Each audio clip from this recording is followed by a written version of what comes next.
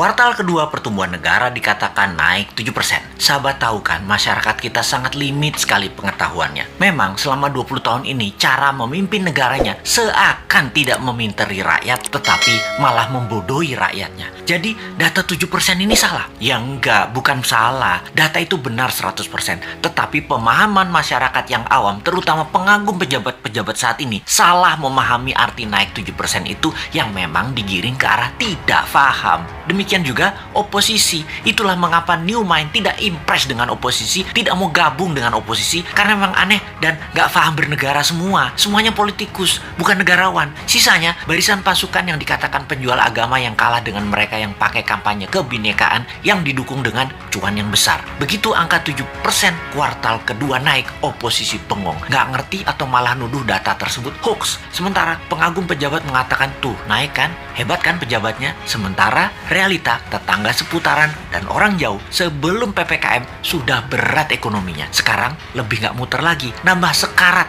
butuh oksigen. Kok gak ada yang naik? Begini melihatnya, biar makin paham bahwa New Mind mencoba memberikan pemahaman cara cerdas bernegara. Naik 7% itu year on year, paham? Nggak peduli. Gini kita ilustrasikan. Tahun lalu minusnya 1,9%.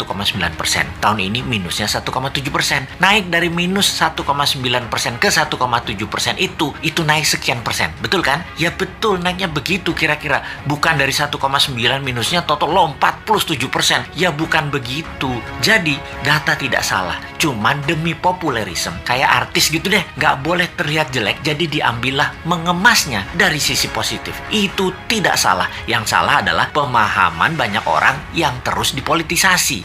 Mangkel deh 20 tahun ini nggak dewasa-dewasa juga bernegaranya. Lebih mangkel lagi, kenapa setiap masalah pejabat yang ditugaskan dia lagi.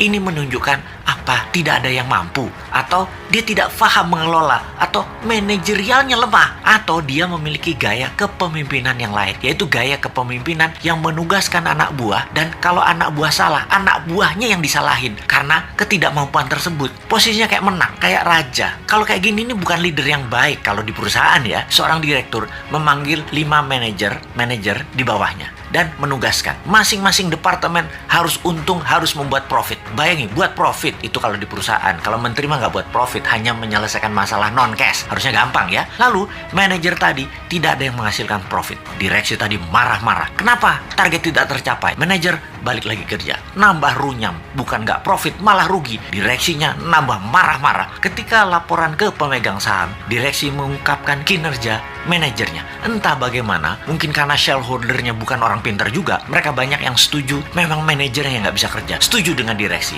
Di sisi shareholder, ada shareholder yang minoritas yang mengatakan bukan, itu direkturnya yang tidak bisa mengajarkan manajernya, tidak directed leader, tidak berpengalaman bisnis multinasional, memang dia yang tidak mampu.